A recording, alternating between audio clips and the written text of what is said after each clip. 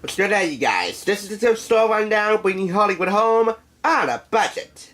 If you came off of my WWE 50 book review, you'll notice that there was a plug for WWE Studios, which handles film production. Today I have two more of their films, The Call and 12 Rounds. The Call features Halle Berry and Abigail Breslin and Morris Chestnut. 12 Rounds features John Cena, one of Zephaniah's idols. The Call was purchased at the thrift store for $2.69. 12 Rounds, the extreme cut, with the theatrical and unrated versions of the film, was purchased for $1.60 plus $3.99 shipping and handling for a total of $5.59, even though the price tag here on the bottom right corner says it was purchased for $3.99. So, I don't know what I paid for this, to be honest. We're going to start with The Call because it has two Academy Award recognizees, if that's even a word. Oscar winner Halle Berry, Oscar nominee Abigail Breslin. In this heart-pounding, edge-of-your-seat thriller, veteran 911 operator Jordan, who is played by Halle Berry, Oscar winner for Monsters Ball, takes a life-altering call from a teenage girl, played by nominee Abigail Breslin for Little Miss Sunshine, who has been kidnapped and thrown into the trunk of a madman's car. But with the clock ticking, Jordan soon realizes she must confront a killer from her past to put an end to a serial killer's haunting rampage. Also starring Morris Chestnut. Sean Edwards of Fox TV says it is riveting, super intense. Halle Berry is phenomenal. Well, yes, she was, but to a certain extent. Special features include commentary by Berry, Breslin, and the filmmakers, and an emergency procedure, and behind-the-scenes featurette. Running time for this film is 94 minutes, and it is rated R for violence, disturbing content, and some language from TriStar Pictures. Now, I did find some scenes possibly unbelievable in The Call, including the ending.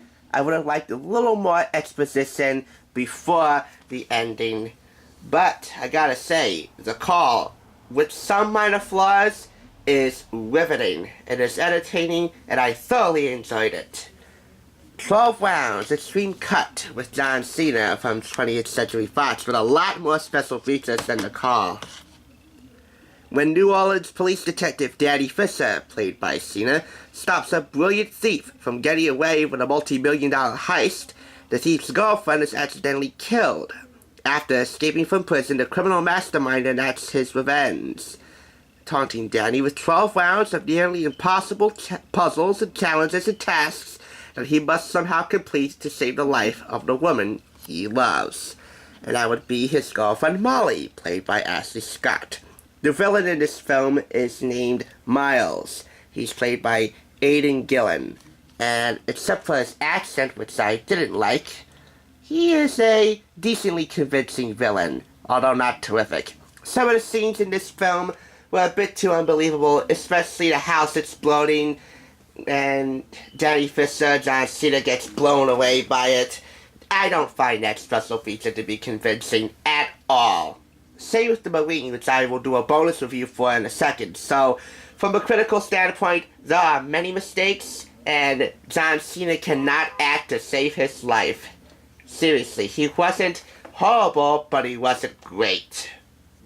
And the main reason for this film's criticism is because it draws direct similarities to Die Hard with a Vengeance, which I've already reviewed.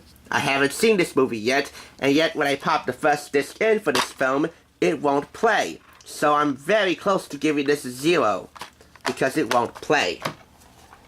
So I can't really compare 12 Rounds to Die Hard with a Vengeance as of yet. But I will say this.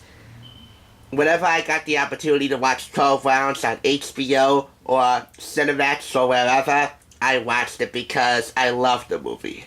From a critical standpoint, it's not all that spectacular, but on a Friday night with a bunch of rowdy friends who love John Cena and WWE, and explosions and car chases and hot girlfriends, well, hot girlfriend. Actually, girlfriends make that too, because the villain has a girlfriend too, and she's a babe.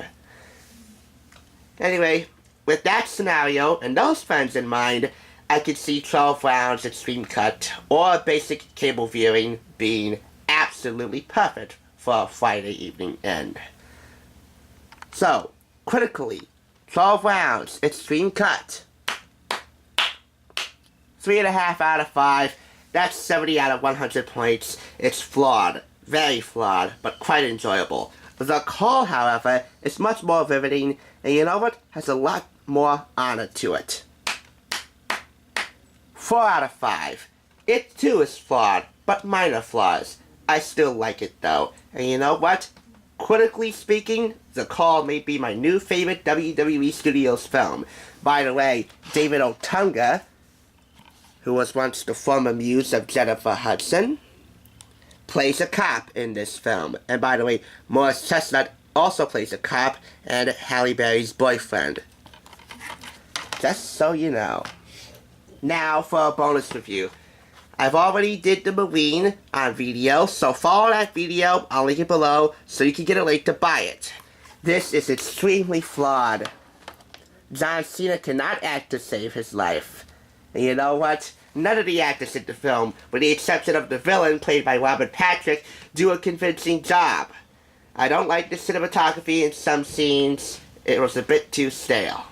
The special effects were a bit too cheesy. The fighting was a bit too cheesy. Just almost everything about this movie did not really work the way I wanted it to or the way I expected it to.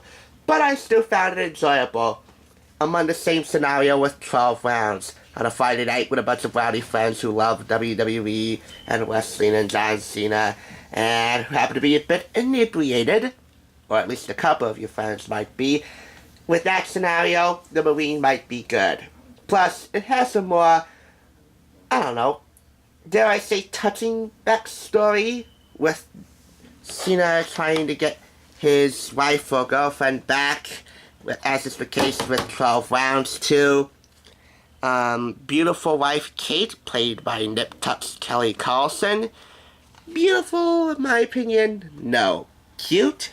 Definitely. Yes. The Marine. 3.5 out of 5. And that's 70 out of 100 points.